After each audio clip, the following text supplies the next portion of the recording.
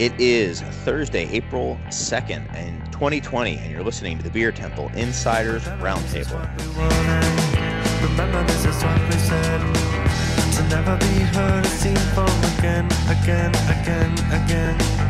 Remember, this is what we wanted. Remember, this is what we said.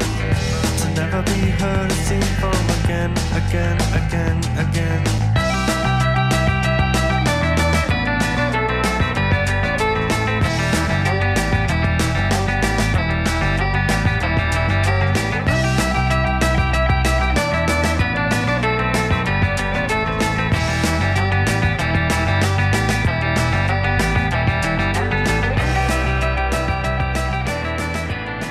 Hello, and welcome to the Beer Temple Insiders Roundtable. I am your host, Chris Quinn, coming to you at, not as always, because we are all basically stay in place for the coronavirus. So I am actually coming to you from the Beer Temple.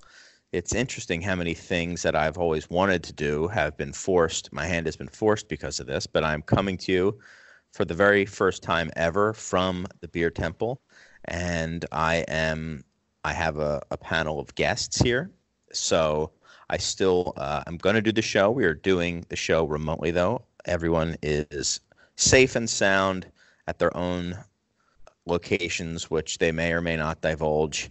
And we're going to have a show because I thought it was important. But anyway, before I get to that, I wanted to thank everyone who is listening to this either on Lumpen Radio or via download on iTunes or wherever you get it.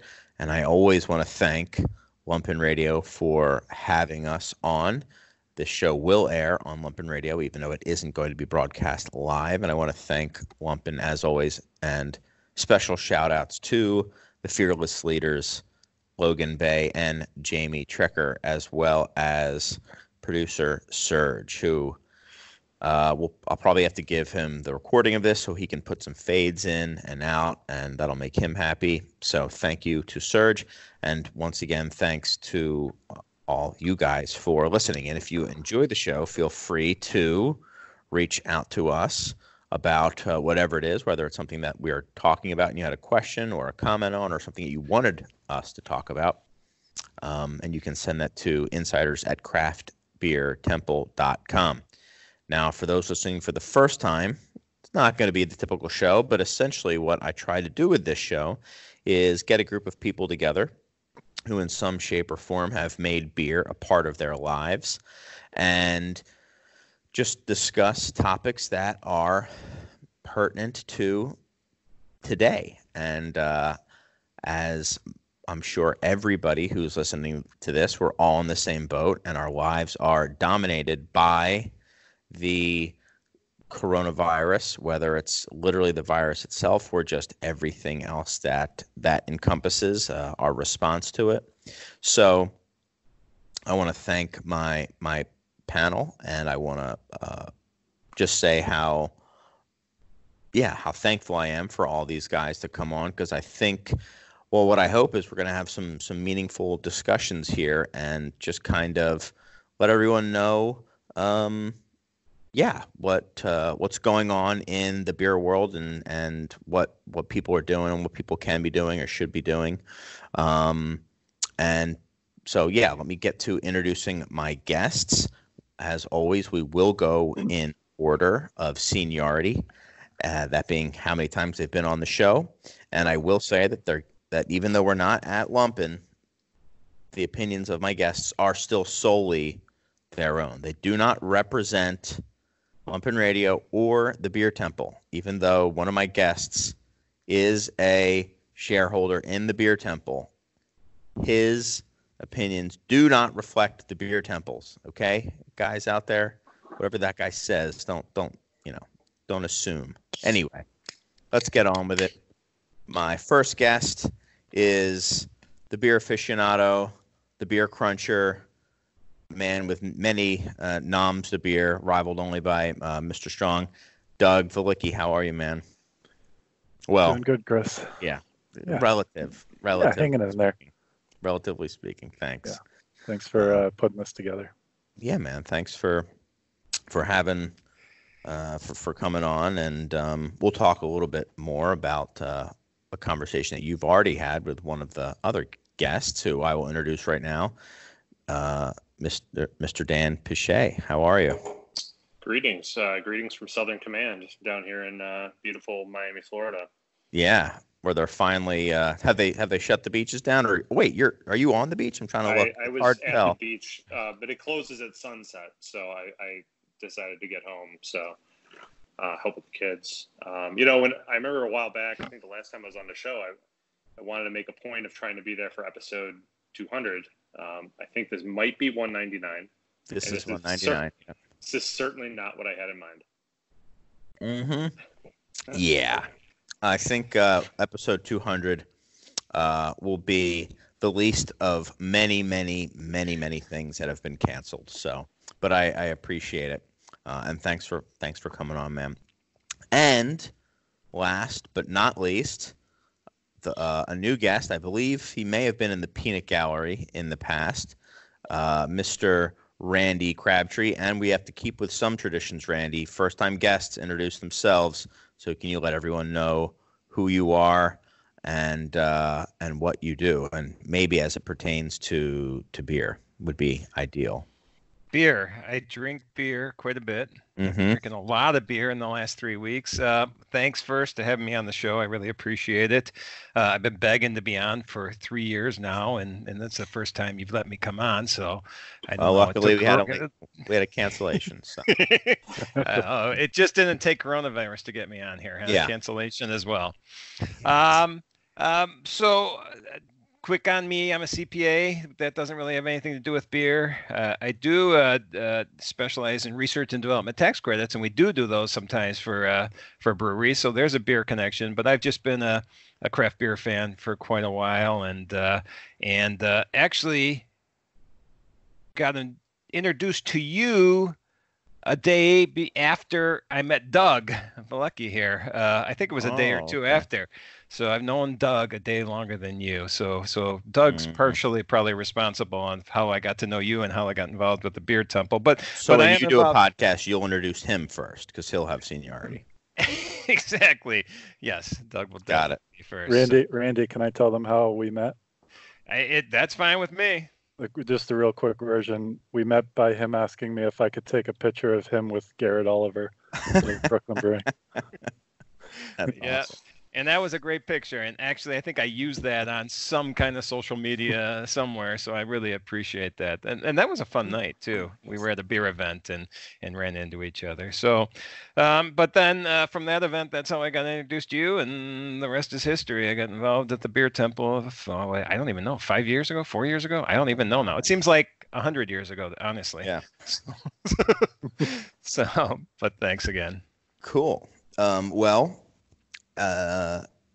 So thank you guys. And we're going to be talking a lot about just the industry's response to some of these, stay-in-place orders and some of these shutdowns and just generally how it's affecting everybody's lives in our little kind of corner of the economy.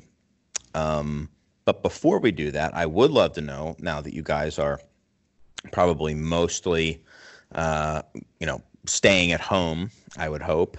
What have you guys been drinking? Has it been beer? If so, what beers have you had, or what beers are you looking forward to trying when you have a moment to get out? And in any order, whoever wants to go first.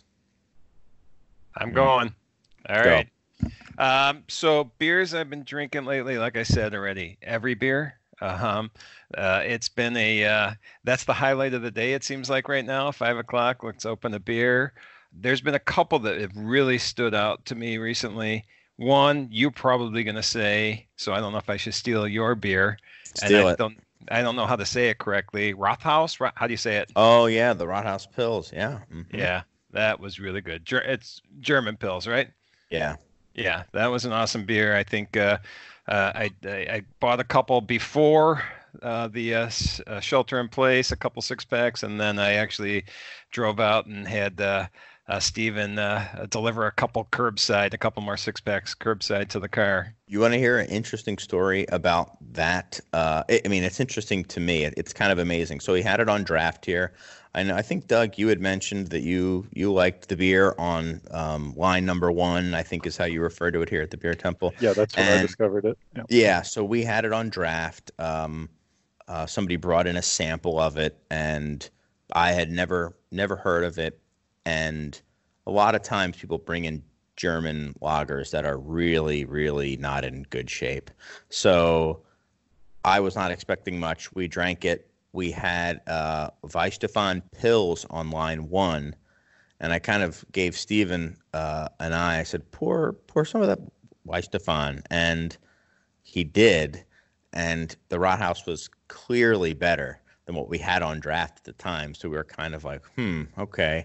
So we put it on, and, I guess it has a following in New York. It came to New York first. So it had definitely a following because I started to learn that people were aware of it.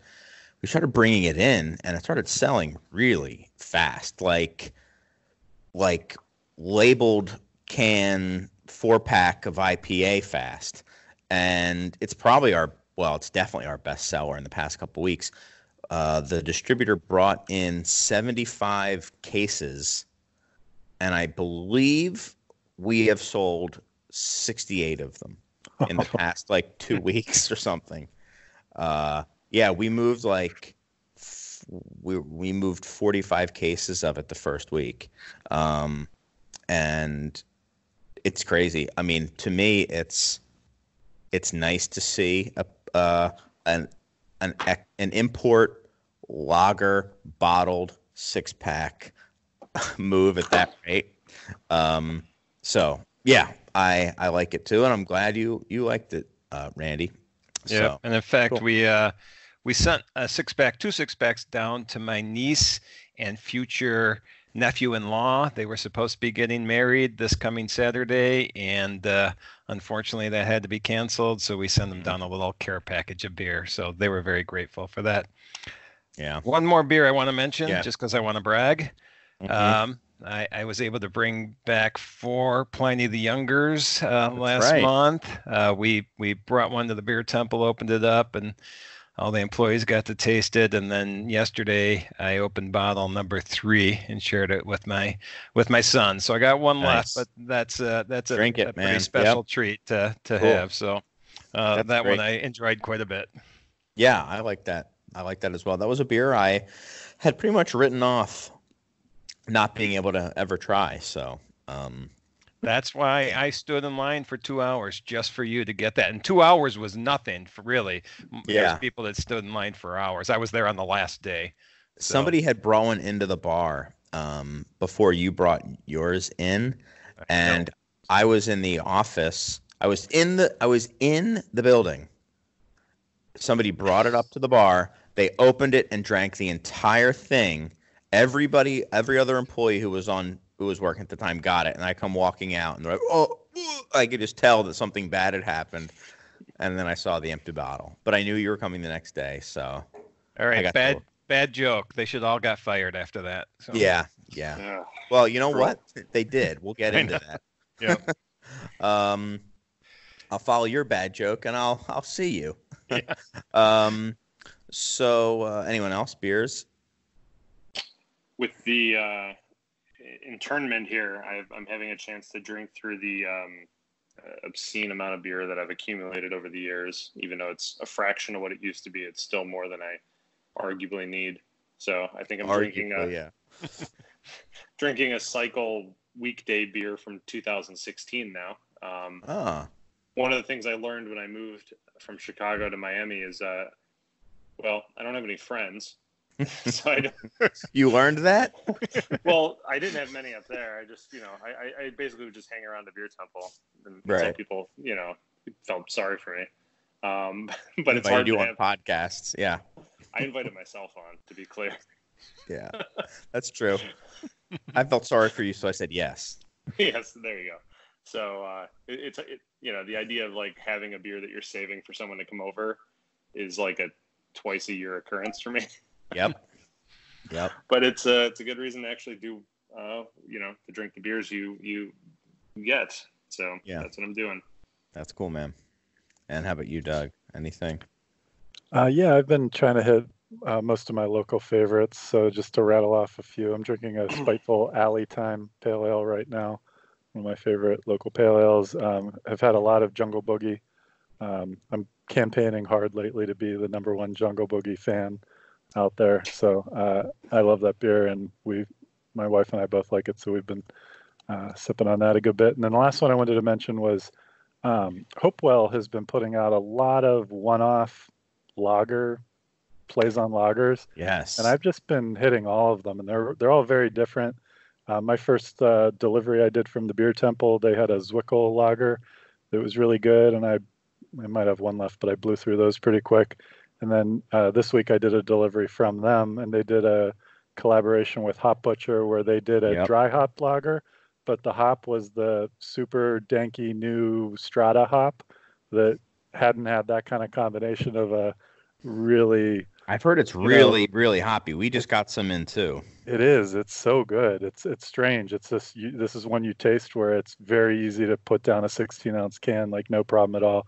But it is like an unfamiliar combination of flavors going on. But I really like it. Yeah, I heard it being called a Pils is a bit of a stretch. It's pretty much like an IPL. Is what it was referred to me as. But that's cool. I mean, and especially when you get someone like Hopewell collaborating with Hop Butcher, that's kind of exactly what you want. So I'm glad that they did that. That's cool. Yeah, very cool. For me, this was a beer that I have in my hand right now. It's Maya from Unane, and it's, I think, one of the first beers they ever put out at Unane, and they put it out in a 750.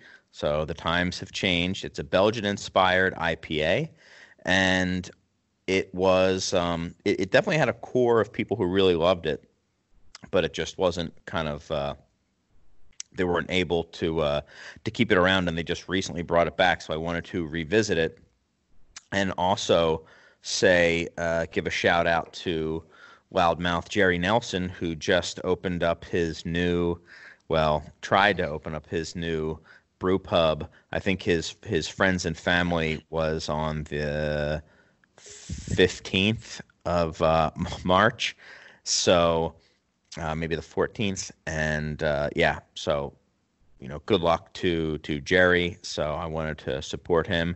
This Maya is exceptional, but it's really good, and beautiful new space at Unane. Too, really cool. It's going to sound like it's a commercial, but he has this. It's not just because of the smoker, but he has this crazy smoker that costs some ungodly amount of money. That I thought I'd misheard him when he told me how much it cost, and the barbecue coming out of that is as good a barbecue as I've ever had. I'm not someone who travels around and gets barbecue. I went with my mom, who is quite the cook herself, and she said it was about as good as barbecue she's ever had. It was unbelievable. It was like destination worthy barbecue. So wow. Yeah, very, very good food when that gets up and running. I mean, they may be doing delivery now for all I know. And where's that? He's in Niles, right? Right. He's in Niles, still in Niles, just a different part of that. Right. That lovely village, town, whatever that place is. With that, I think at this point we would go to a station break or something like that. But I think we're just going to go right into it. And what I wanted to start off by talking about was maybe kind of going to maybe that weekend when I was just talking about, the weekend before St.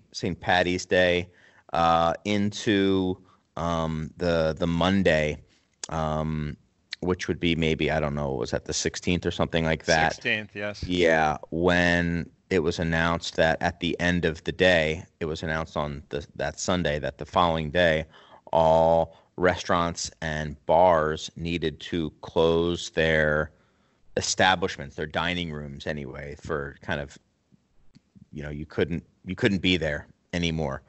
And I would just be curious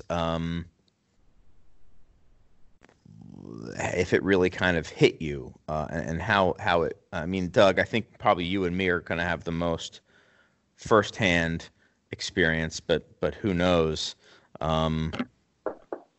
Yeah, I mean, when you heard the news that the places were going to close, I know you had been talking with some people before that quite a bit, but I don't know. What can you kind of take me through that experience, if you wouldn't mind?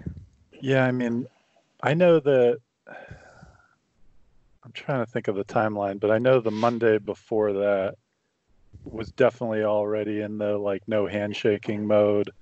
I did a episode of my new like show, and I was looking at it, and I remember at the end, me and the person, we even did the elbow bump at the end instead of shaking hands like I would have when you were my first guest. And so we definitely knew there was something going on. And I'd say like a week before then, me and my coworkers, we were taking it seriously, but still very much open. But we were like installing hand sanitizers at every door and starting to take those kind of precautions.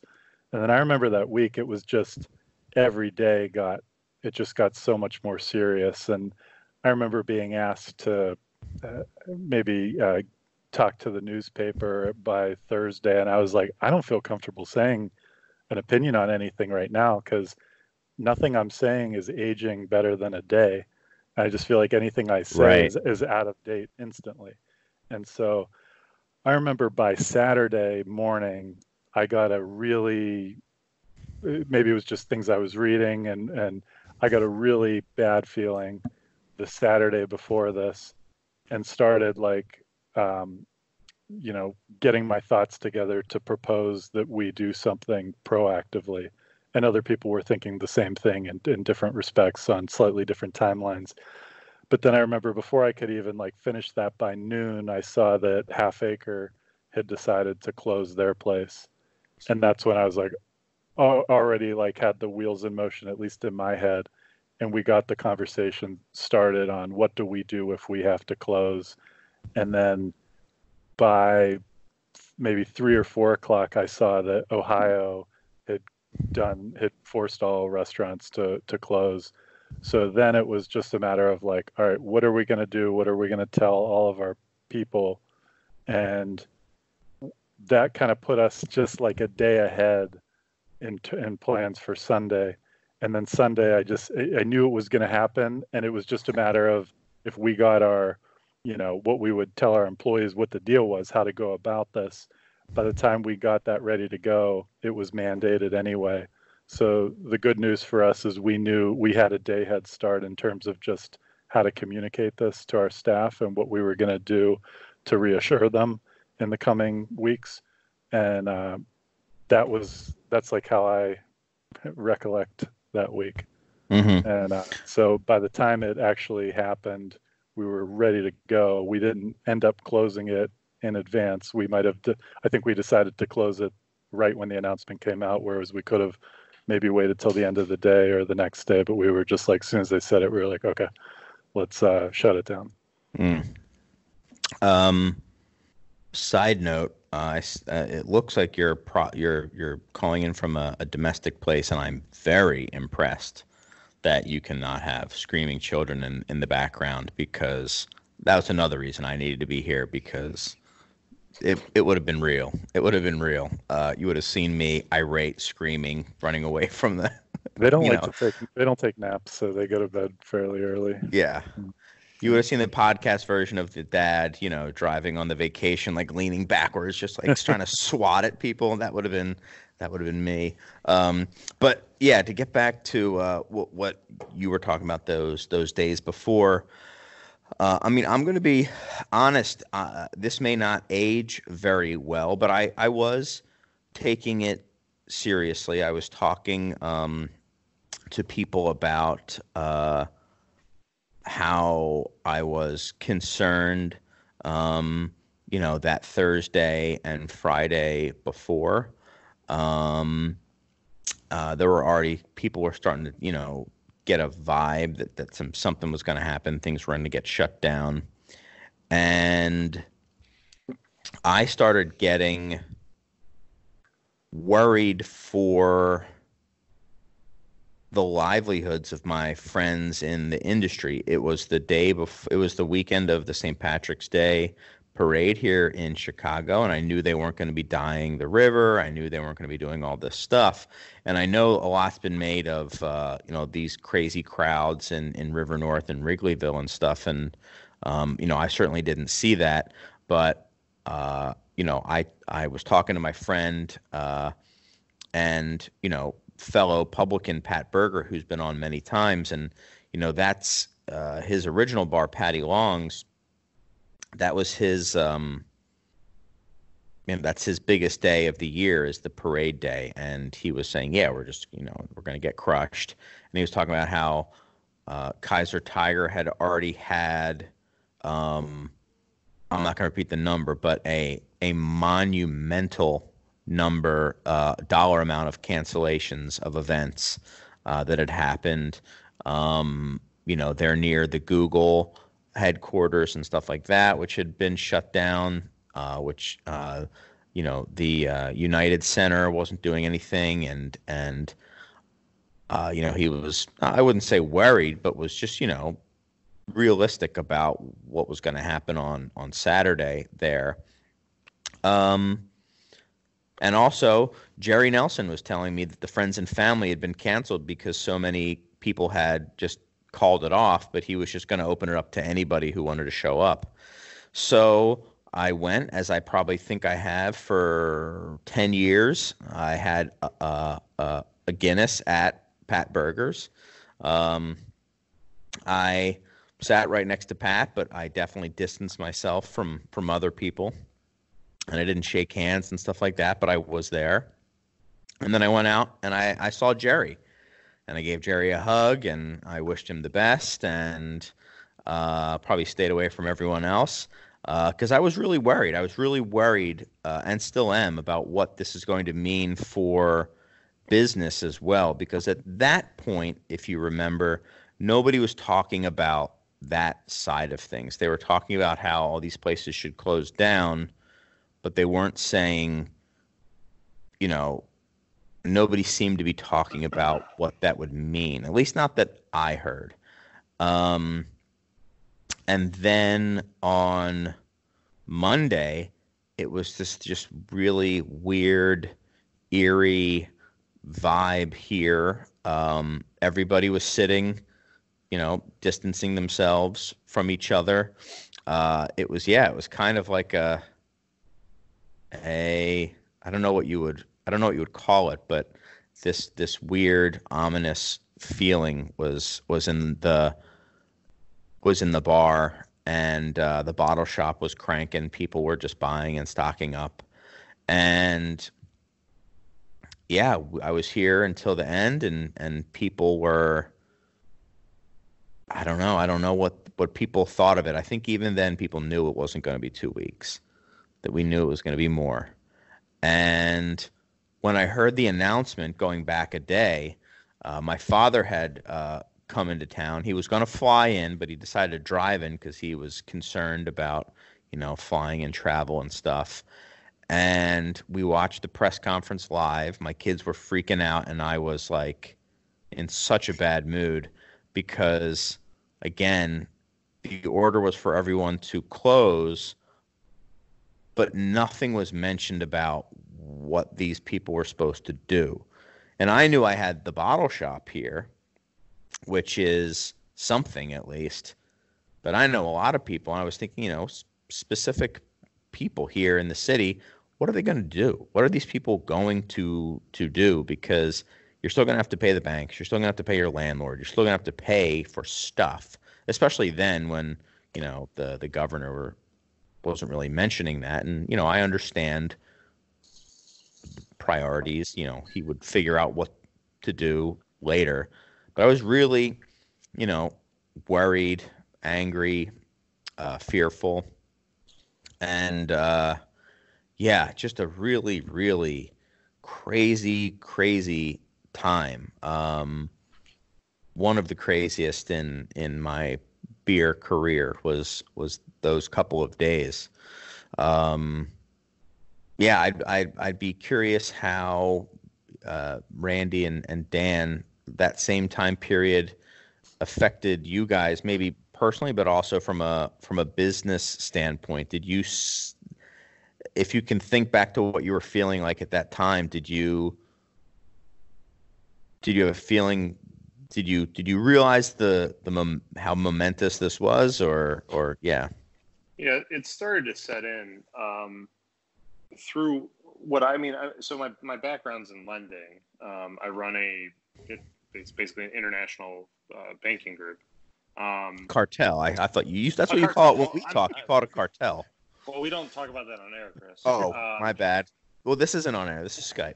Of course. But anyway, so I'm sorry. But just yeah. leading up to it, just the volume of phone calls from customers just steadily increasing day after day.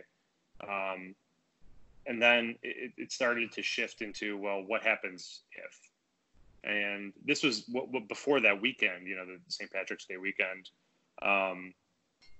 So by the time it really, Friday the 13th is kind of the day that a lot of people kind of peg as, the day where it really shifted. And, there were a lot of concerns about what would happen. And, being in the financial sector, I'm no infectious disease specialist, but, you do start to see, as you see the gears of the economy slow down, you start to understand the ripple effect. And, the first week after, a lot of my time was spent with my background in SBA lending, working with what was their economic disaster lending program, kind of the first to market of the two that have come out,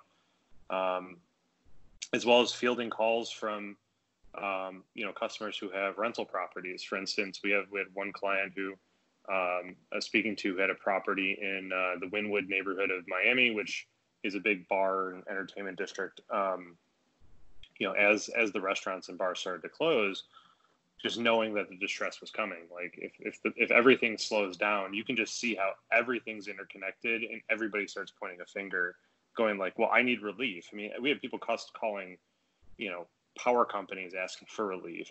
But seriously, everybody is reliant on everybody else, and you really do start to see the interconnected nature of the economy when it grinds to a halt unexpectedly. Yeah. Not because, the housing market blew up or the financial sector is in free fall, but because of a pandemic, essentially, that we weren't planning for it. Nobody, a month ago, nobody was thinking of this, right? And yet here we are. Yeah. So we saw it happen in real time with very serious consequences on the other end, knowing that, if the bar is closed, the employees don't have their pay, how do they make their pay to the landlord? So that could be our customer, the landlord, of either the rental property that the person who works at the bar is, or the actual bar itself, if that's an investor-owned property. So seeing that happen in real time was, it had a lot of gravity to it, and I think we're still feeling it now. Yeah, talking about the interconnected nature of things, that was definitely something that I had never realized that to the same degree, to anywhere near, I guess, the degree I do now. Just as far down as, the guy who comes in the middle of the night and cleans the bar. That's his job, is cleaning offices and bars in the middle of the night. His job just went, his whole business just went done. The guy who cleans our windows, even my neighbor owns like a dog, like a daycare thing, but nobody's going on business trips. Nobody's going on vacations. They were all canceled. Her business just ground to a halt. And it was, even from the brewery side, they're still manufacturing. They still have outlets in grocery, the bigger ones certainly, and we found out later that the bottle shops and stuff, the liquor stores could stay open, but obviously the tap room and the front of house people, I know a lot of breweries that had to let those people go. I think most, if not all, and also salespeople as well. I know one brewery had to let them all go because if there aren't bars to call on, it's not feasible. And Randy and I had a couple, just frank discussions about, what do we do? What can we do? And it was, furloughing people. Well, there's a few things. One, and Randy, I'll let you talk about it more, but Sure. It allows them to get some income, and two, it allows them to have a job to come back to. Hopefully, you're not doing anybody a favor by paying them wages until you go under, and then there's nothing left. But I did. Yeah. What's up, Dan? Oh no, I was just saying one of the things that I've been in banking for about 15 years now, and during the financial crisis, my background was actually in special assets and restructuring. So that's pretty much all I did during the financial crisis. And one of the takeaways I had from a company that was, I think, about 80 years in business by the time this was going down in Chicago, was that they said in kind of honest moments, like in an effort to keep everybody employed, this third generation owned, family owned business, that we killed the company. That because we didn't make the necessary adjustments, as difficult as they were, we didn't want to let anybody go. And obviously that was a crisis very similar to this. Like we're in, the fog of war is over us now, but you didn't know how long the financial crisis was going to last. We don't know how long this is going to last. We don't know what it's going to look like on the other side. But they didn't want to make the decision. They want to take care of their employees, as so many businesses do, and they ended up killing the company in the process. Right. Because they bled out because of they were in a sector related to construction, and construction ground to a halt, and it went on for years longer than anybody expected. And that was one of probably the most powerful takeaway I had coming out of that phase was just you have to make, unfortunately, very difficult decisions in these sort of situations to preserve the company so that there is something to come back to. Because if you don't, and that's, banks are aligned in this. I know we're going to talk about programs and what we're all doing to kind of respond and are interconnected, between, the various industries that we're all in. Like we have aligned interests. Like as a lender, our goal is to keep the company operational because that's how we get repaid. I've joked plenty of times, like I'm not in the lending business. I'm in to get my money back business. And the best way to get my money back is if you are a viable company and operational and there's something to come back to. Right. And to what you were saying about your, the construction company that you're talking to, I will give them a little credit because for us, it was almost just like, a hammer dropped, or with them, it seemed like death by 1,000 cuts. And when do you say when? It's kind of like the being dropped in hot water and quickly jumping out, or the frog slowly kind of being boiled. Because it's something nobody wants to do. I will say, I've talked to a lot of people in the industry who are now out of work, hopefully temporarily, and everybody is obviously not happy at the situation, but also very understanding, and I think has empathy for the company that they work with. And that is the feeling I get from the people here at the Beer Temple, which I'm very, grateful for. and also for the people I've talked to throughout the industry here who have found themselves out of work. Nobody, seems to be looking to blame, I guess, for lack of a better word. Nobody's looking to blame. They're just trying to figure out what the hell is going on. How about you, Randy? What did you do you remember, like, what did you think about this as it was starting? So honestly, everything is still kind of a blur, and it's still surreal, and it doesn't feel real, even though we're obviously swamped trying to figure out all this stuff. But I remember, and I can't even remember the time, but let's say 2 weeks before it, you and I were talking, what are we going to do? I was saying, what's going to happen? You asked me, do you think people are going to stop drinking beer? And I was like, well, maybe not. But then we got to a point where we knew they were going to stop drinking beer because the bars were, or at least in bars, because they were closed.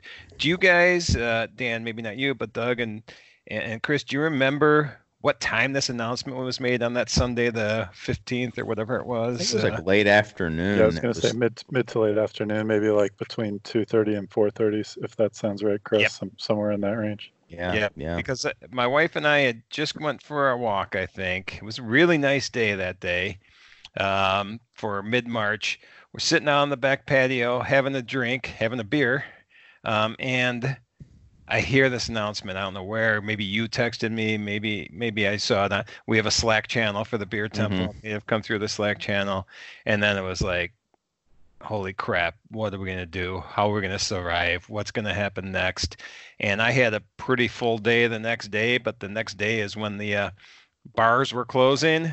So that next morning I rescheduled everything that I had going and got to the Beer Temple, I think by maybe 10 a.m.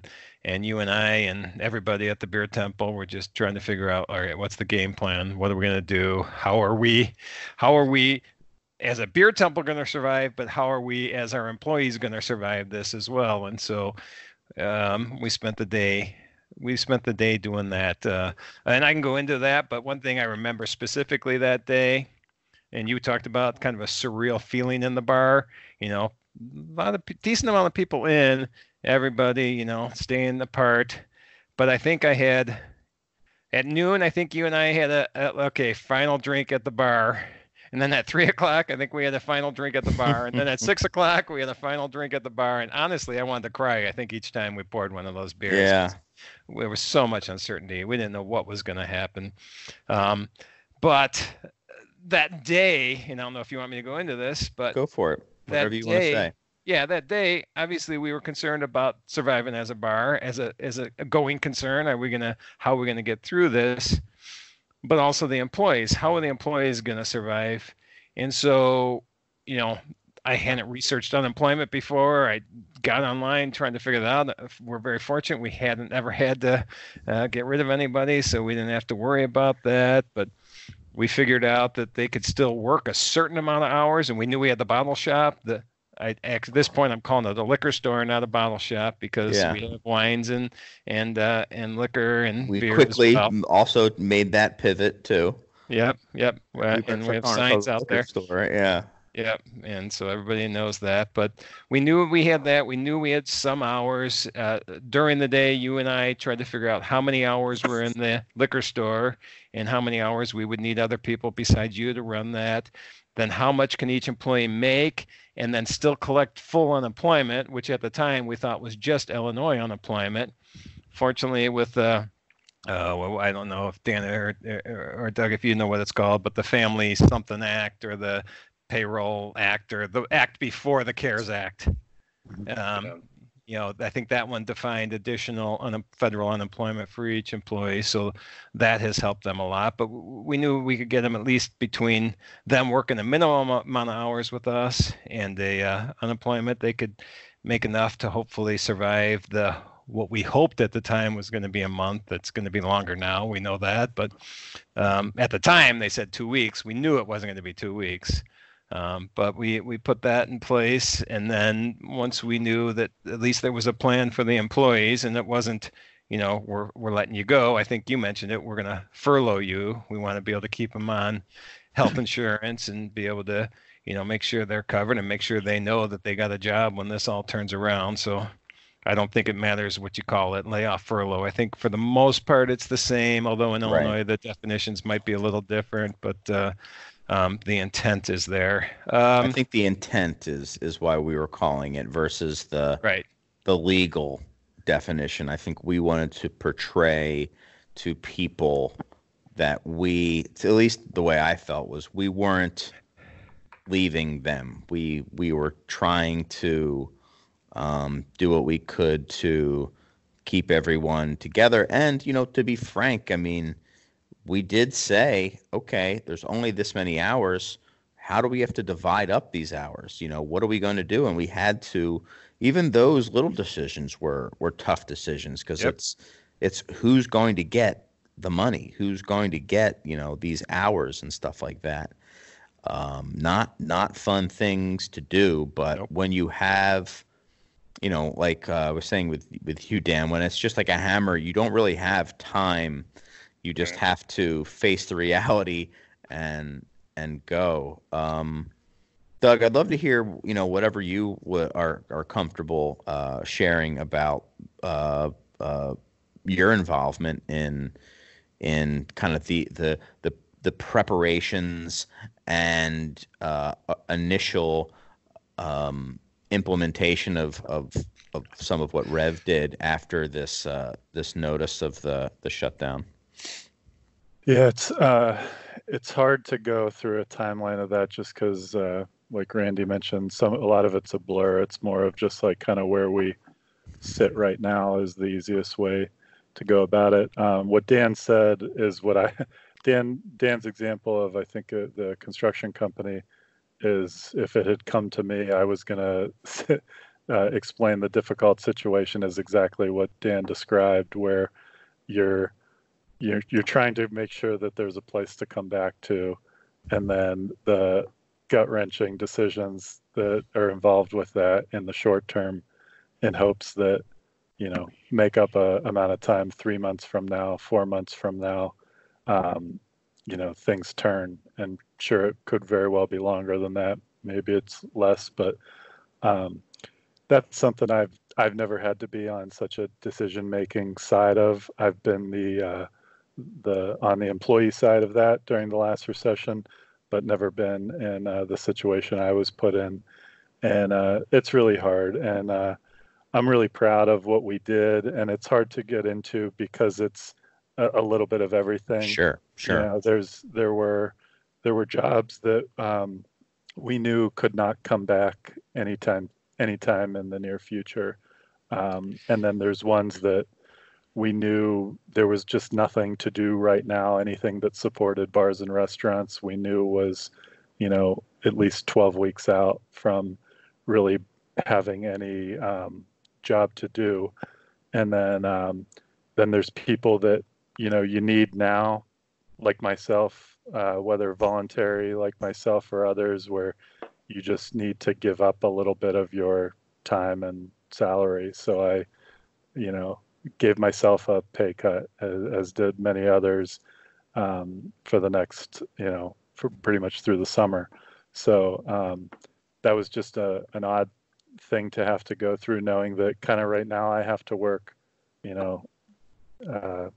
on overdrive with all of these changes coming out and all these, what Randy referred to, the Family First Coronavirus Response Act.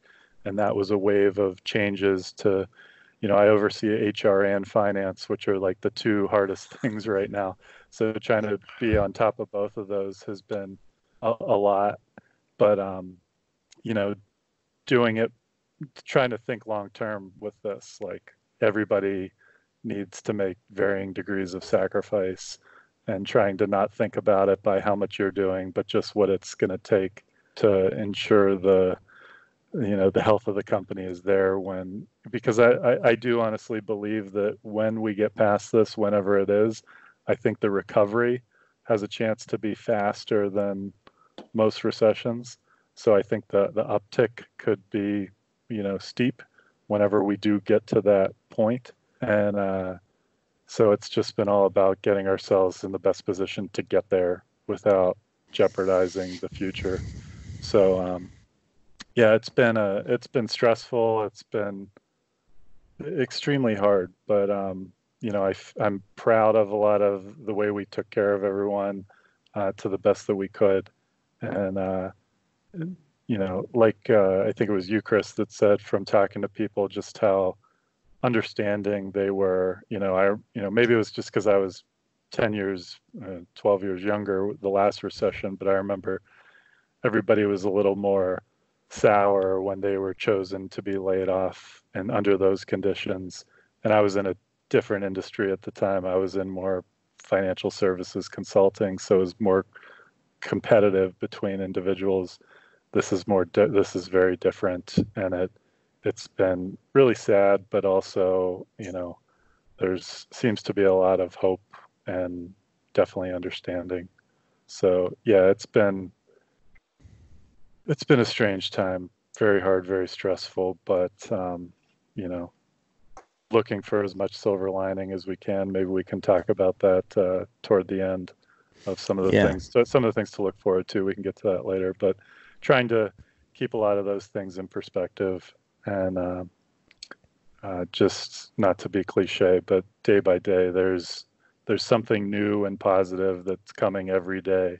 Yesterday, I was looking at this stimulus package, or one of the pieces of the stimulus package that most applied to us, and I read it and was just like confused and didn't think it made sense and would be good for us, and then read a better version of the instructions, and today I think it's like the greatest thing ever. and I just like had to talk to the right person, and now I'm like that was a good shot in the arm today. And so it's been a roller coaster of emotions, and having to decide all these things quickly and not necessarily knowing what help is on the way, if you will qualify when it does, and just trying to take advantage of everything that'll be there without knowing for sure that it's there.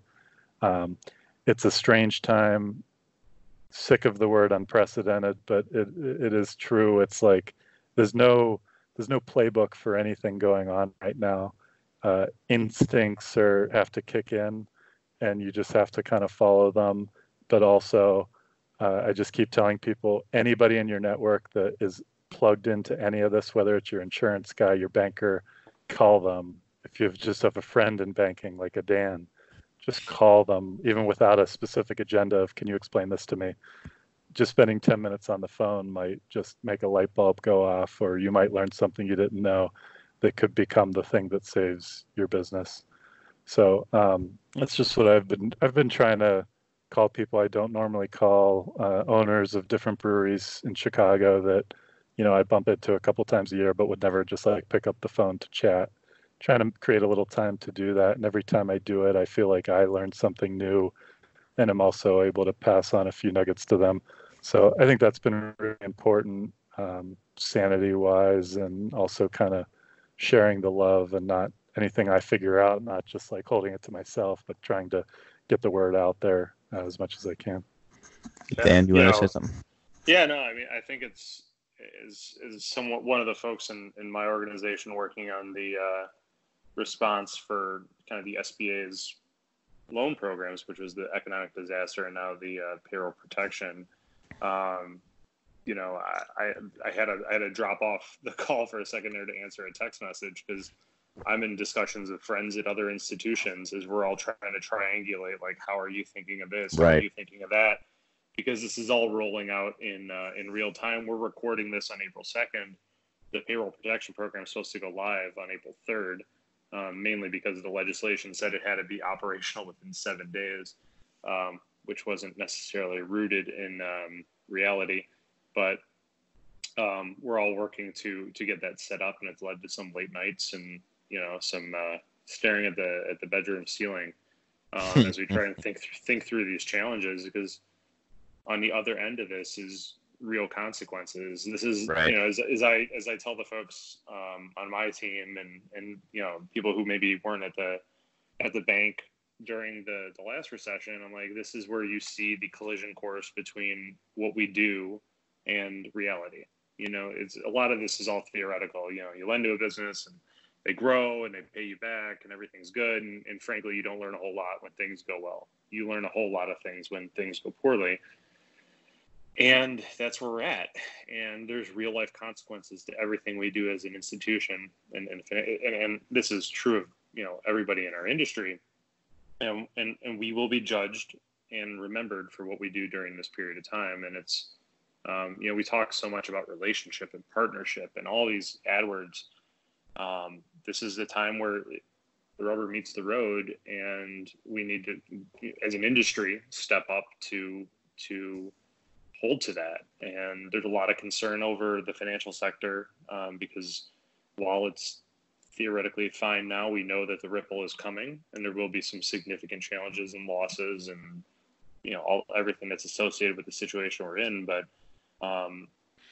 this is a unique period, so we have to act accordingly and act in a way that we want to be remembered for when this does return to normal. This, to Doug, to your point about a recovery, if you could snap your fingers and make this go away tomorrow, there would be a recovery. It might be delayed. We don't know what it would look like, but we would have to get back to work and be remembered for how we act right now. And unlike 2008, 2009, where it was a very elongated recovery, this has potential at least to snap back in a way that you don't get the benefit from time passing.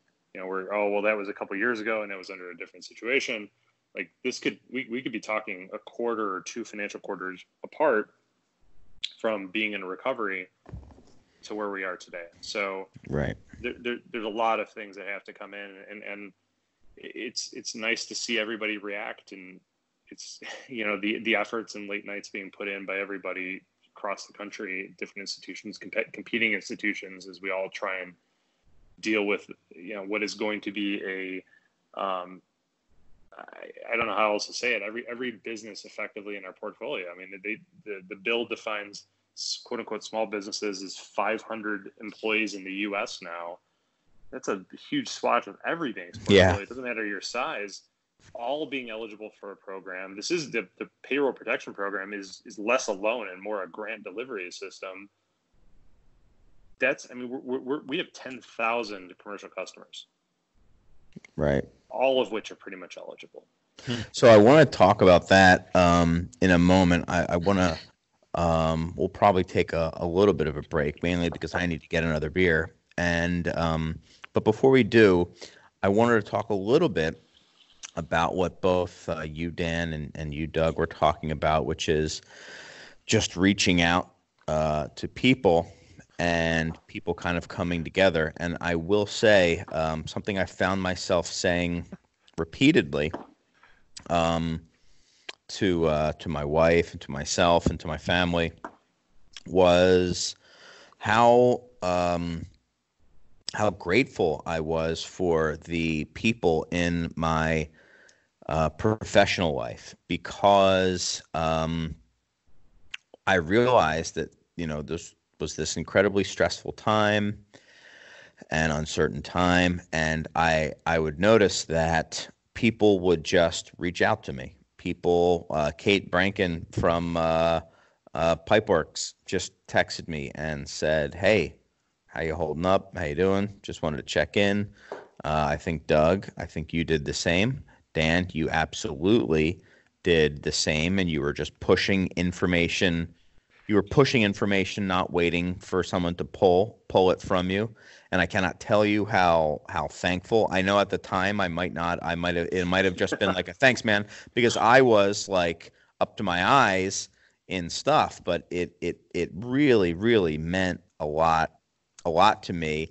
And a lot of people, Edmar would reach out and just see how you doing, and we would call on the phone and talk to each other. And then I found myself doing the same because of you guys. I mean, two of you guys right here on the call were two of the people who inspired me to do that and just reach out and just see how other people were hanging in there and doing. And Kate Branken had a great said something or texted something that I felt was really wonderful. And I hope I don't butcher it. I think she said just because we're all isolated doesn't mean we're alone. And Yeah. it was very nice for people to reach out. And I felt incredibly fortunate, even in the midst of these really terrible things that were going on, to be in an industry and to have colleagues and friends who were doing that sort of thing. And I think that, you know, portended things to come, and how we were going to start looking into this stuff and how people were going to start kind of pulling together. And I felt I was very thankful because I felt I had a lot of advantages in having, knowing someone like Dan and having someone like Randy who could look into all this stuff. I mean, I don't know how I would have done it if it was just all me. I mean, Randy knows it wouldn't have happened. Is how what would have happened. I agree. Yeah. Oh, believe me. Yes. There's no need to agree. It's 100% fact. But it also allowed me to put my head down and work on what I'm better at and how I could help the business more, which is working on new ways to kind of keep this thing going. So honestly, I yeah. thought about that today, and I was like, even over the last few days, I'm like, I'm so glad that I'm able to do this because Chris is has so many strong ideas and really smart at doing I don't know if the right word's marketing, but he's an idea guy. And coming and giving you the ability to work on those ideas while I worry about the PPP loans and the emergency, the EIDL and the unemployment and all that, just to give you that opportunity. And I think that's huge. So I'm glad I can do that. Yeah, again, it's how interconnected everybody is. Just like we were saying before, it's everybody can use their strengths to hopefully help as many people as possible. Just to throw out another name, Ashley Brandt, who's been on the show, sent me an email with some documentation to give to employees in case, people didn't know if the police were going to get involved and stopping people. And are you supposed to be out right now? But said, if you give them this, it shows them that they're allowed to be traveling for work. And again, it was just the pushing of information was a necessity. It was a necessity that everyone's kind of using their expertise to do their part. So that was really cool. I mean, I know we're kind of jumping ahead for silver linings, but it was great. And it's really it's nice to see that stuff when things really hit the fan. You see a different side of things sometimes, and it's great to have that kind of positive, that positivity there. So that was a really nice experience. And even honestly, like I was saying before, the attitude of everyone, even if they had been let go, was I don't know. It was a more positive thing. We even had people here saying, if this person needs the hours more, I'm in a position where I can fall back on this if this person needs the hours. And it was really cool. Unless somebody else wants to say anything quickly, I was going to maybe take a break. What's up, Dan? No, I was just saying that, whether you have the connections where it's being pushed to you, this is one of those times where don't be afraid to ask or reach out to people maybe through somebody, because I think everybody by and large is looking to help or contribute in whatever way they can. And maybe it's not that they can answer the question, but they can find someone who does. And I know I'm triangulating all of the podcasts I've done in the last week between Randy and then Doug and then now this one. Yeah. It's the idea of just trying to get information out there and contribute in whatever limited way we all have. Like, it's a good time if you're listening to this and you have questions, like, reach out to people, because it's not business as normal. You can probably reach me by email pretty quickly. And there's a lot of people who want to help because we want a normal to come back to. Right. Cool. I'm going to get another beer, guys. Just pretend that there's music playing. Maybe turn up the music where you are. I'll listen to some lovely drum and bass if Steven is still here. And then we'll come back with a little bit more. So we are back. What's everybody's second half beer if it's different? I've got my Stillwater Extra Dry Sake Style ale, which is absolute favorite of mine. I'm glad that it's been back in. And also, I mean, Edmar, this is, you know what I like? Every time I look at this can, I think it truly does make me happy that this type of can makes Edmar jealous because the graphic design is just so slick that he's just like, damn it, those guys are so good. Him and I think McKellar drives him bananas how good they are. So it's always nice to be able to rub Edmar's nose in it a little bit. So that's what I'm drinking. How about you guys? I went with, we were talking about the Rathaus pills. Yeah. And I didn't want to, we had talked about it so long, I didn't want to keep it going even longer, but since we're talking about it, I got the 6-pack from you guys delivered. And then I did a Instagram post on my page. And, when I post like a Treehouse beer, I just know before I post it, oh, this is going to blow up, just not blow up. You know what I mean? Like it's a Treehouse beer, so it's going to get a lot of comments. And I was like, nobody's going to know what this is, and it's going to die. And then it so did not. And it was really cool. I had all these people from St. Louis, people from New York going like, that is the best pills. Some people said, like one person said, I wish that came in a bigger format. I was like, but it was just like tons of people knew what it was. And I love when I'm pleasantly surprised when my prediction is completely wrong. That's my favorite part about doing that. But I had never heard of this beer until you talked it up to me, I think, on your draft board. And that was a while before I even knew there were bottles that would ever become available. Yeah. And man, is it good? Yeah, it's a good beer. It is, I will say, it is even better on draft. We do have it on draft too.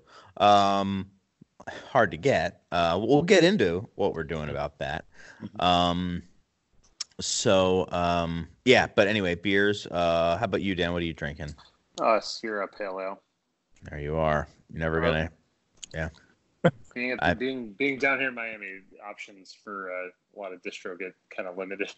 Right. Okay. Well, could be worse.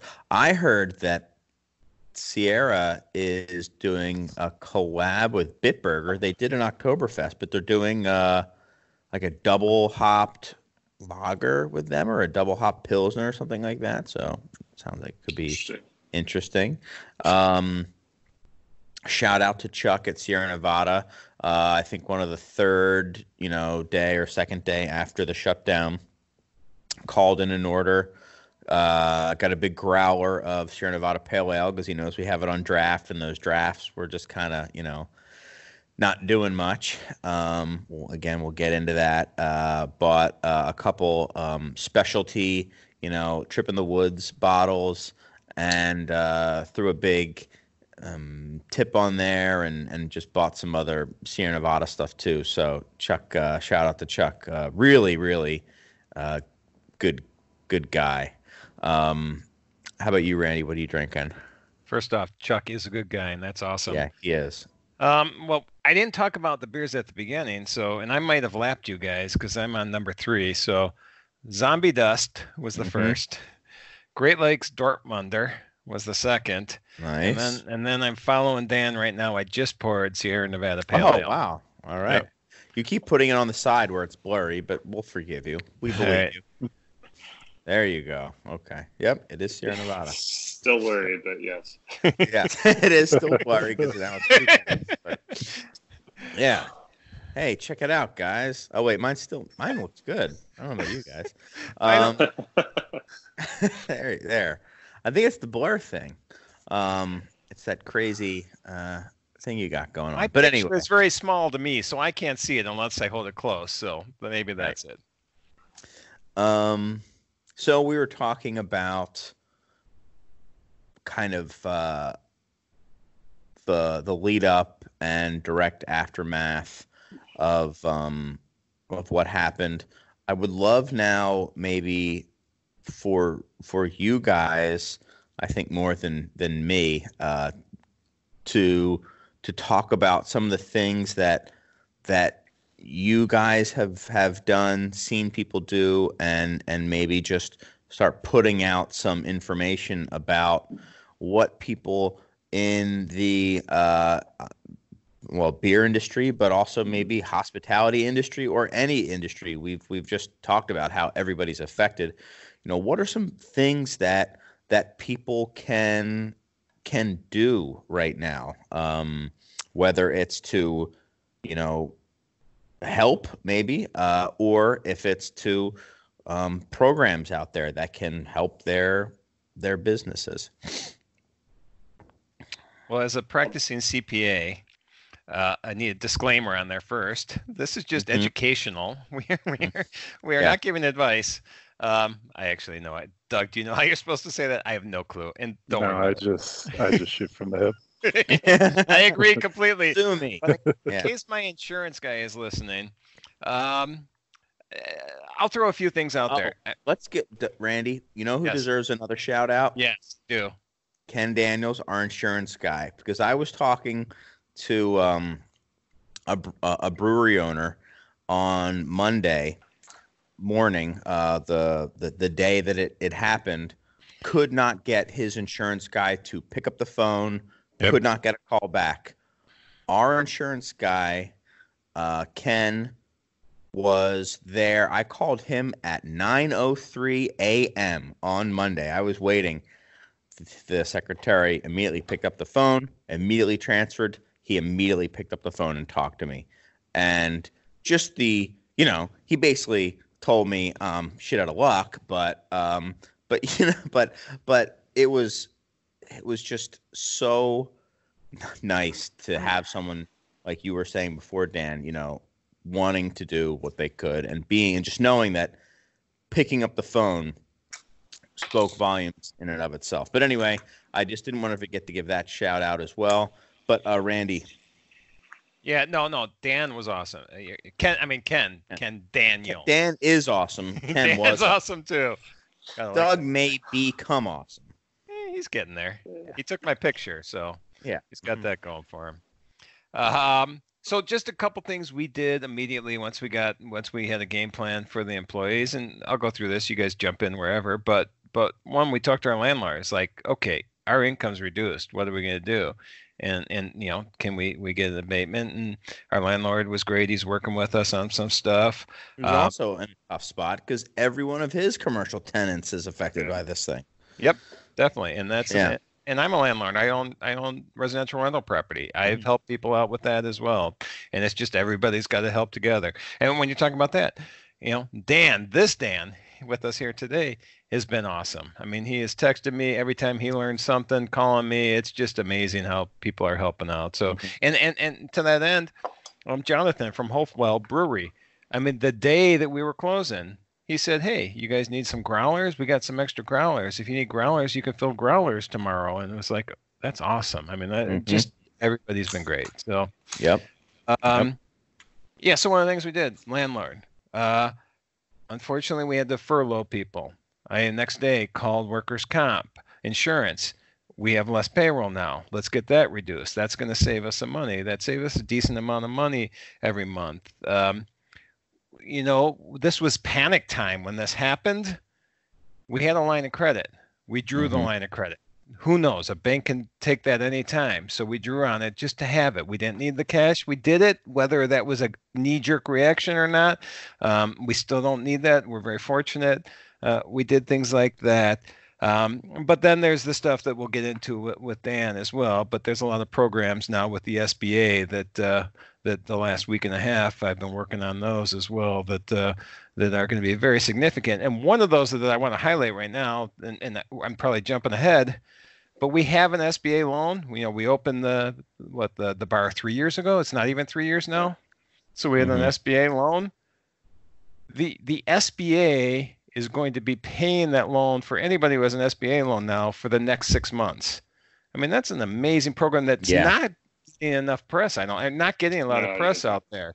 That is huge benefit to small businesses right now. So that's one that's going to really help us survive this. So there's some decent programs out, and I won't get into the other ones right now, but those are just some of the things we did immediately.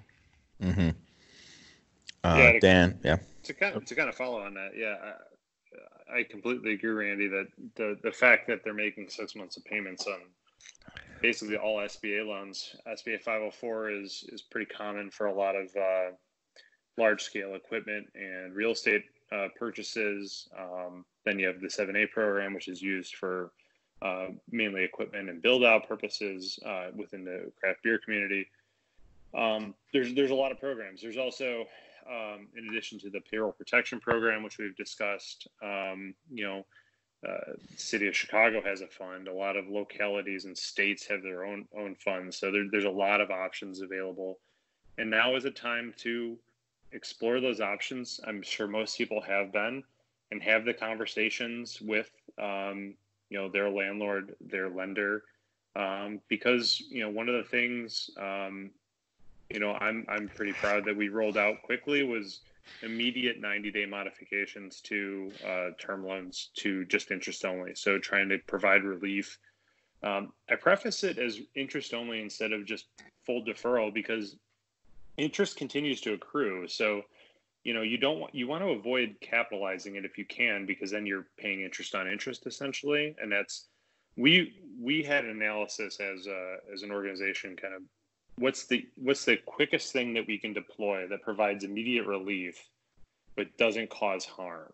And I think, like, a lot of times there's we'll just abate everything, move everything, as a loan. Well, the clock continues to run, so what are you doing with that interest in the interim? And it's a good time to have the conversation, and that's like round one. There's for businesses who need more, we will deal with that, but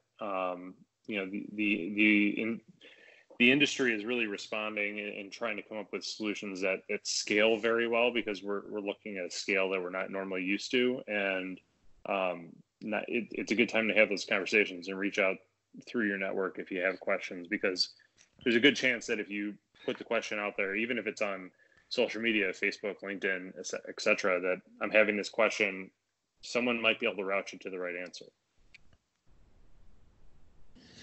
Cool. Doug, anything? I'm intrigued by the route Randy started down, because I can add a couple more examples. Agree with everything Randy said. It's like you almost have to sort your vendors by like amount of spend per year, and just like rank them, and then just start making fun, or like look into them. Like if it's your malt, and you can still make beer, maybe that's not the conversation to start off with. But if it's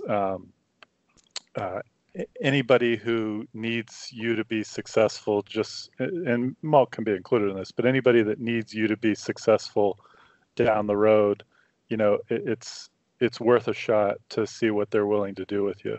So I started reaching out to, everybody, but the places that I had the most hope for were, and the way I framed the conversations were like, there's a lot of vendors that we buy stuff from where you pay, less and less depending on how much you're buying.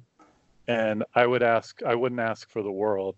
I would just say, hey, could we get the higher volume pricing for the next few months just to give us a little bit of break? This is what you would charge somebody that you were selling this much to, even though we only buy this much.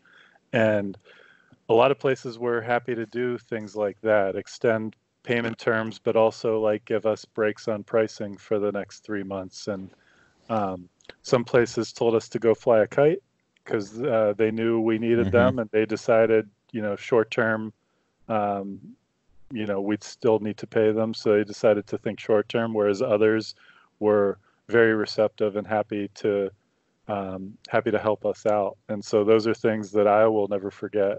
And then when things are hopefully back to normal and business is booming, hopefully in 6 months or 12 months, whatever it takes, those phone calls, I will remember every single one of them.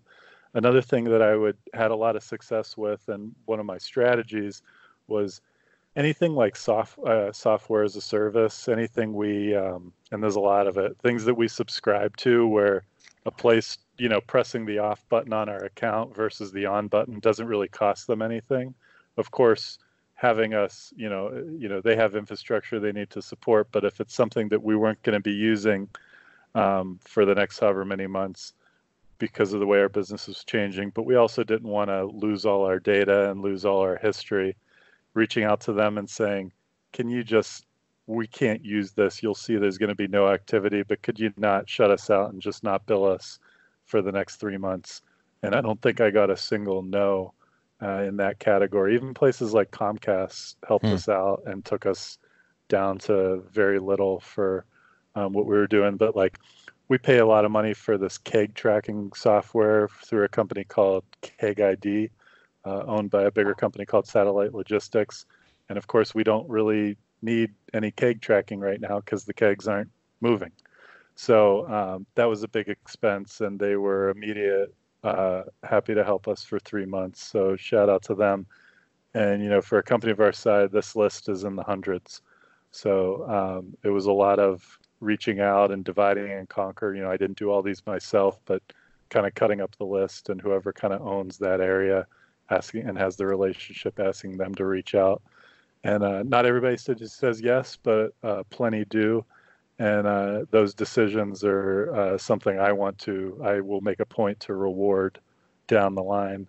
And I hope, I salute anybody who kind of had that type of thinking of helping us get through this so that we'd be a loyal customer for years to come. That's the way I like to think about things. And like I said, it was a mixed bag, but the exercise was very, very worthwhile.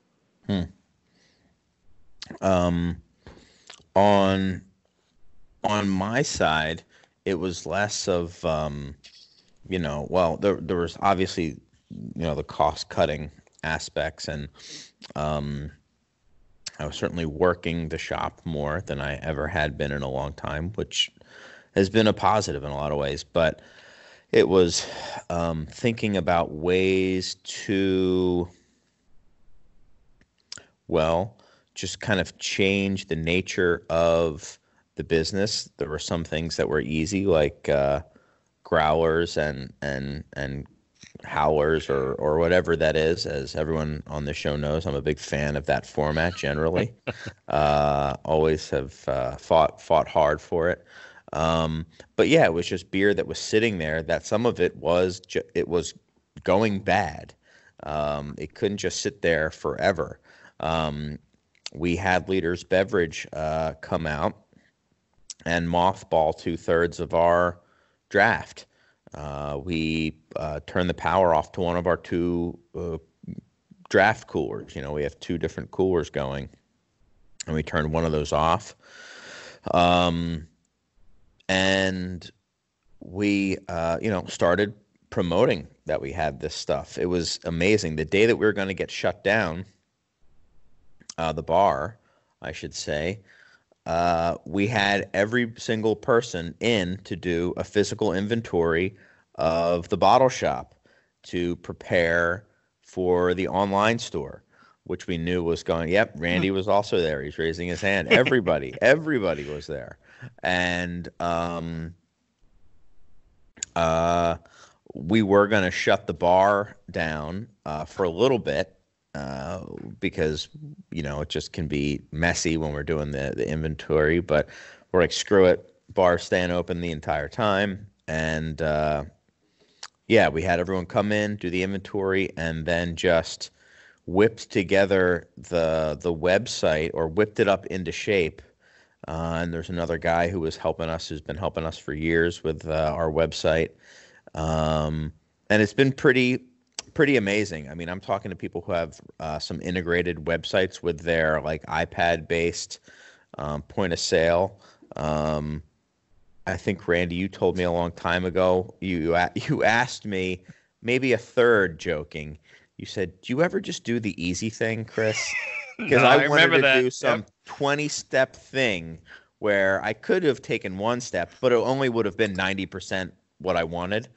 But if I took that extra 19 steps, I'd get that extra 10%, or at least 8 of it, because the last 2% I'd never do. But anyway, it would be so we had this website, and we got it up and running, and we got deliveries going, and we got pickup in store going, and we just tried to basically rethink the entire model. And the way I'm thinking of it is, everybody's standing in a room that's slowly filling with water, and some people are shorter and some people are taller, and some people have, buckets of different size that they can start bailing with. And the bottle shop to us was what we could bail with. I mean, the bar has much better margin, and it's hard to keep the lights on the entire building without your highest margin aspect in operation. But we can get the bottle shop going, and we can bail like hell with it, and just trying to think creatively. And then also, what my wife had an idea about doing virtual tastings where we could sell taster packs and then give something this was less revenue related, honestly, than it was like, let's just bring some damn like happiness or Right. frivolity to people's lives and just do something when they're stuck. So we decided on a Saturday night. We'll all have the same beers. I said what beers they were ahead of time if you wanted to get them on your own, and just show up and we'll all kind of taste through them together. And it was received very well. We're doing another one Saturday. I had to get more beer this time because we sold out so fast last time. But we sold out again this time. So it seems to be something that people like because it's engaging. I'm trying to think of ways to, I don't know, just add some novelty to people's lives when there's all this serious stuff going on. And Doug, you and I were talking about some ideas, and you had some really amazing things that we could do. And it is interesting just trying to think of what can you do? What can you do? And to me, integrity and kind of keeping to your, what's always been important to you is still just as important. I'm not just going to start selling, start marking up all the liquor that's strong enough to make hand sanitizer from. I'm not gonna do that sort of thing. But it has been if nothing else a nice distraction to kind of focus on those sort of things. And it's amazing what you can do when you have to do it. I mean, I think we have 500 plus items online right now with pretty much pretty close to real-time inventory and everything for 2 different systems that weren't built to talk to each other. We just muscled through it and made inventory syncer and uploader and downloader and all that stuff. And I see everybody, other people doing pickup windows for all sorts of stuff, and restaurants that weren't doing delivery now doing delivery.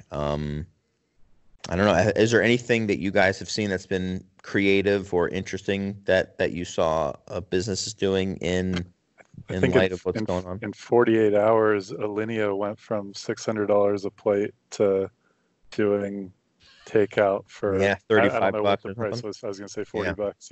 Yeah. So you got a chance to have Alinea. I know that's not the beer industry. No, it doesn't need to be. Yeah. I had a conversation with a friend who used to work at Guinness and is now with Torch and Crown, which is the only craft brewery in Manhattan. And they had been self-distributing their cans for a little while and doing a little contract brewing, but were right on the verge of opening their tap room after a long-awaited, normal set of circumstances that it just takes to get open right before this happened. And they were like one of the originators to go to delivery, and had just a really interesting chat with him. He's someone I met at a friend's wedding that had nothing to do with beer, and turns out we had a lot to talk about. So they did in less than 2 weeks, they did 500 delivery orders throughout. Wow. They're widening their window, but at the time it was just a portion of Manhattan, and one of my questions to him, besides some of the like how did you get to this point type of overviews, was how does this work in Manhattan? I can't imagine parking a car anywhere, and with just how nobody's on the street now, they're not like going up to the 40th floor of somebody's apartment. They call the person.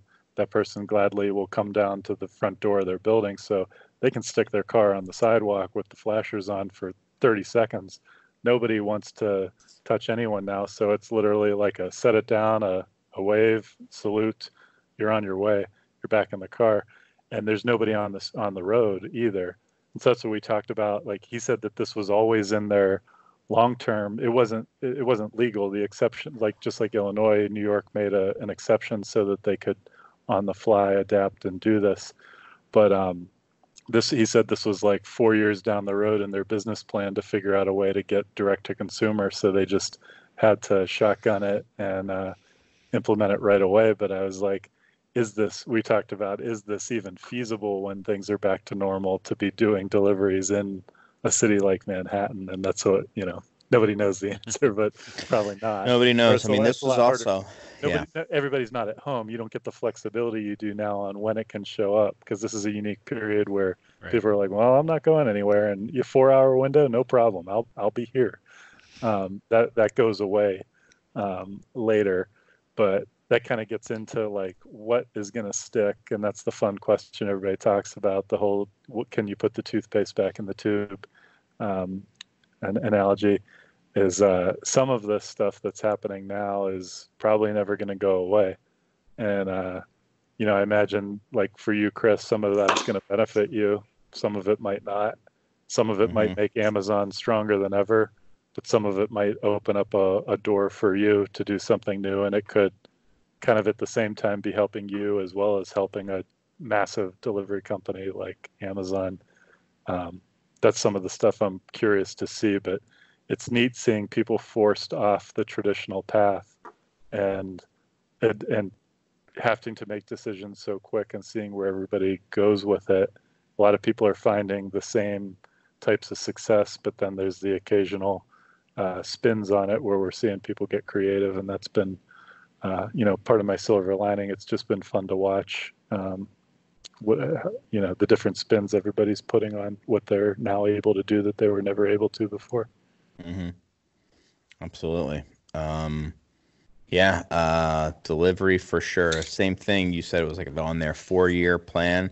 I think Randy and I told Randy my idea. Yep. I was like, all right, as soon as we hit the threshold for be able to add swipe with links on Instagram, I immediately was thinking, okay, now we can swipe up the picture that you have in there, takes you right to the page. You can reserve it and then pick it up in store. And then a year after that, we'll have a delivery window, and then this and that. And then I was looking at Max, and we're like, all right, well, we're doing this in 2 days now, or tomorrow, or we're just going to do it.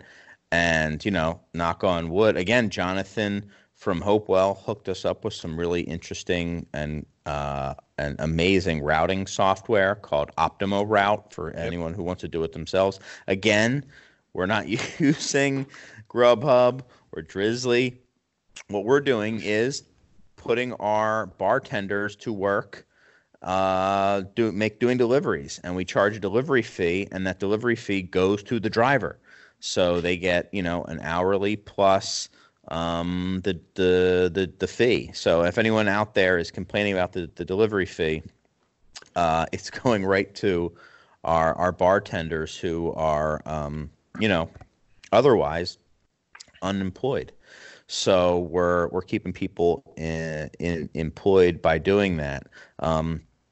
Another thing that what's up, Doug? I was just going to say, have you noticed what I've seen just looking at our curbside orders of just a pretty remarkably generous amount of tipping going on? Like we don't have a tip option online yet, so we've gotten some really generous cash tips.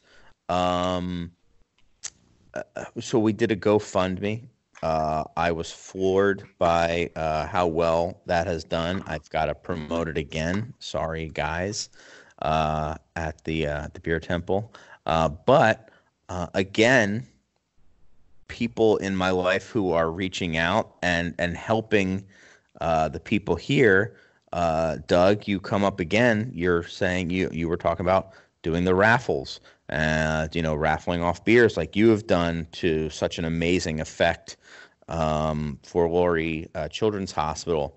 And we started doing that, and Doug also generously donated a couple bottles, which I put up for raffle yesterday, and then the online syncing machine that I was just talking up deleted it almost instantly. So now I have to rewrite everything I'd written about every bottle.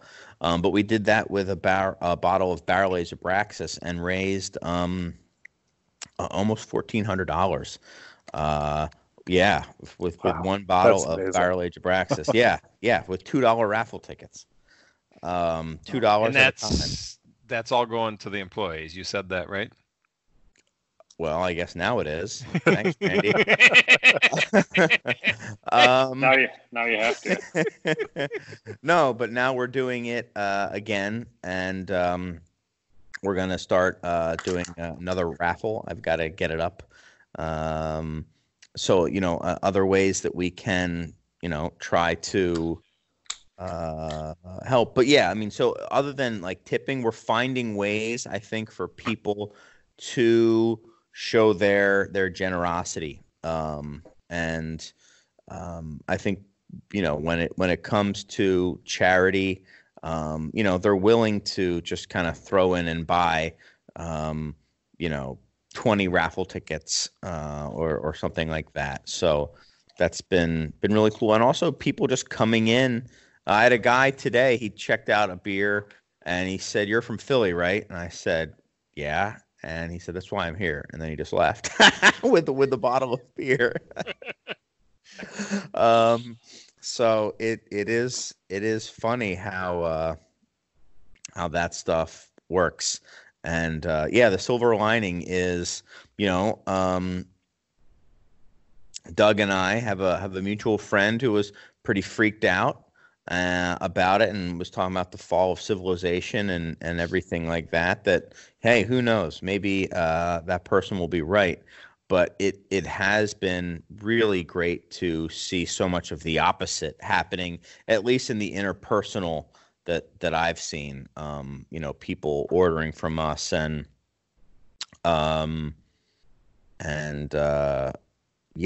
just wanting to support local businesses. I think if anything, talking about silver lining, I think people realize how important local business is to their community and how their community, especially in a place like Chicago, is defined by these local businesses.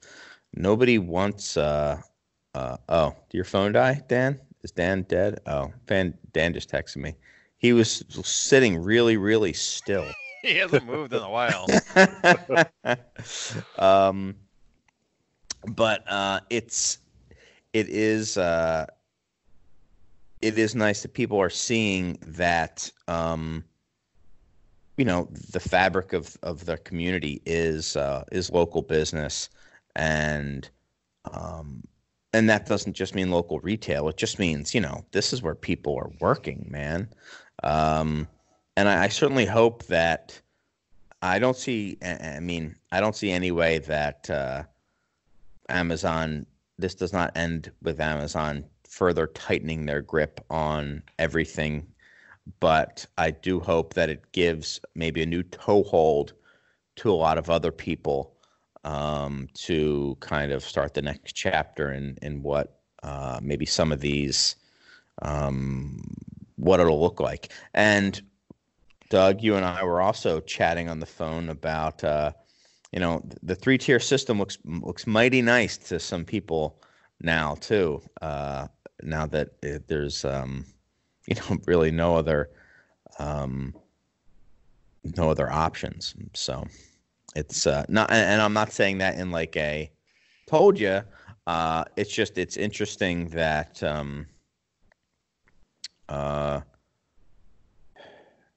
it's nice that everyone needs each other, Yeah. I agree. I've seen so much.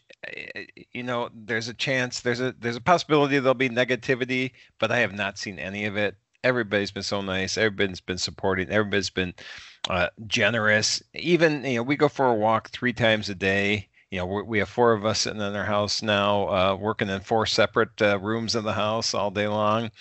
And 10 o'clock, 2 o'clock, 5 o'clock, we go for walks. And just walking around the neighborhood, everybody's like, you used to not say hi when you're passing people. I would look at people, but now everybody says hi. Everybody says hi now. They walk from 6 feet away minimum, but everybody says hi now. Everybody's very friendly, and it's just seems like everybody's out to make sure they can help anybody they can, which is nice to see. Mm-hmm. Agree. On a similar note, one of my I want to just jump into a silver lining. Like, if 6 weeks ago, if my phone was ringing at 8:30 at night and I looked and it was Chris, my reaction would be, why is Chris calling me? Why isn't he texting me? Whereas now, if Chris called me, I'd just pick it up right away and say, what's going on, buddy? Mm-hmm. And I'm hoping that kind of attitude toward calling instead of always texting and, being a little more personable, I'm hoping that kind of lives on past this. And I think it has a chance to, as the longer this goes and we get used to this. I'm hoping some of that kind of back to the old ways sticks around. I do too. Yeah, I hope that some of this, like you were saying, Randy, I hope the people maybe being a little bit nicer to each other sticks around for a little while. I'm sure that'll slowly kind of atrophy.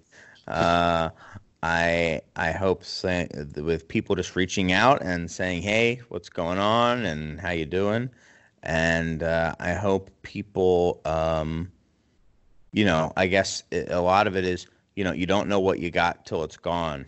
And, I have newfound appreciation for the interconnectedness of everybody, from, the manufacturer to the retailer to the money lender to the financial guy, the HR person. I mean, they're all, I think everybody's pulling their weight, man. I mean, I can't say, I tell my wife all the time, Randy, like how grateful I am to have you doing all this stuff. I can't say it enough. And I'm sure I'm speaking for many people out there who are just like, man, what would I do without all these great people who are doing all this stuff? So to me, that is the silver lining, is just the, I don't know, not to sound too lame, but like the human spirit, you kind of see it at work here. People Definitely are just kind of in it to, not say, hey, we're going to beat this thing, kick its ass. It isn't like that. This could be, not good. And, I don't want to use too many like war analogies, but it is kind of more like that. Like, all right, we're hunkering down and we're all in this together, and we're just gonna kind of do what we can. And at the same time, realizing everybody else has a business too. Like there's some vendors and stuff that I was going to cut out entirely, but now I'm thinking, well, I don't know, maybe the window washer should come once a month now, or once every other month, or something. Like it'll have the place looking nicer. Maybe my cleaning guy can come, every once in a while when I need him, and can afford him. And as I look at Randy, as I need him, and Randy has that look on his face. Yeah. Because, we're all in this, we are all in this together. Drinking right from the bottle, huh? Doman Rothaus. Yeah. Love it. No glass for Doug. Mm-hmm. I, on the other hand, too not late a for that. savage. Yeah. I think Dan was texting me. He said, his phone and my new all his chargers and stuff are in his bedroom, and I think his family's asleep, so he's afraid to go in and get it.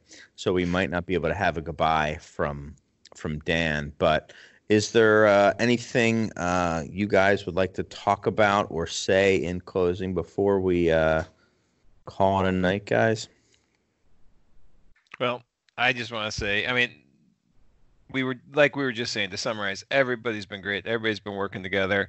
Bottom line is whole thing is all of us together, working together, staying home, staying safe, doing anything we can to support everybody. And so I just wish everybody the best of luck and the best of health, and let's get through this together. Well said. Yeah, there's a lot I'd love to say, but just to pick one kind of motto I've been living by, it's continue picking up the phone, but don't just call the people who you need something from. Think about some of the people that might need something from you, and they might be too afraid to reach out to you, but reach out to them, and boy is that a great way to build an even stronger friendship or relationship that's going to last a long time. Somebody who you need nothing from right now, or you might be pleasantly surprised what you learned from them, but just think of the people in your life that you might be able to help with what you know, and break off 15-minute chunks here and there throughout your day or night, and call a few people a day, and I promise you that some good's going to come out of that. Probably a lot of good. That's amazing advice, Doug, and you've inspired me. I will do that tomorrow. I will start making a point to call and just reach out to people that I might not normally just call to just have a conversation with. So that's really great. And for me, I would say, to echo what Randy said, everyone stay safe. You're not helping anyone by getting sick or unknowingly getting somebody else sick.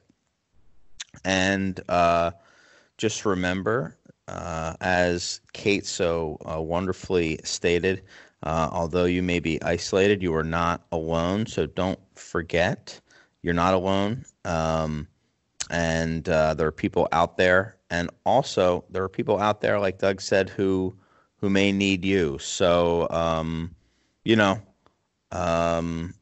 if you can indulge and get a little bit of, food delivered to you one day a week or something, if you're trying to pinch pennies and stuff like that, maybe you can do that and help someone else out. But that's it. I also want to thank Dan. Actually texted me what his final word was going to be. Something about just talk about how great you are. So I think I already did that. So Dan, you're welcome again.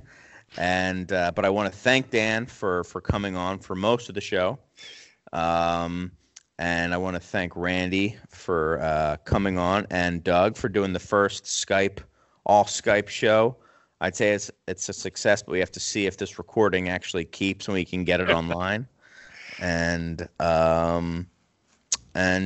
yeah, now yeah, thank you guys. I don't really know how else to. I don't have anyone yelling at me saying I have to end it. So I think Let's keep going. Nah. I gotta go. I'm gonna agree. probably It's go time. play some video games or something like that. But so long, guys. Thank you all, and we will see you next week for more of the Beer Temple Insiders Roundtable. So long. Thanks, Chris. Thank See you, you, Randy. guys. Thank you. All right. Good night, guys. Thank you very much. Remember, this is what we Wait, we wanted. don't have a post game. Randy, sing the song. To never be heard, Yes. sing again. I don't like that song. Remember, this is what we wanted. It's depressing. This is what we said. It's a song written by one of the hosts of my favorite podcast of all This is time. what we wanted. Oh, I don't even know how to say it. The old what's it called? Oh yeah, dude. Never be I heard, understand. sing Oh, yeah, again, dude. Yeah. again, I was gonna say, again, oh, man. again.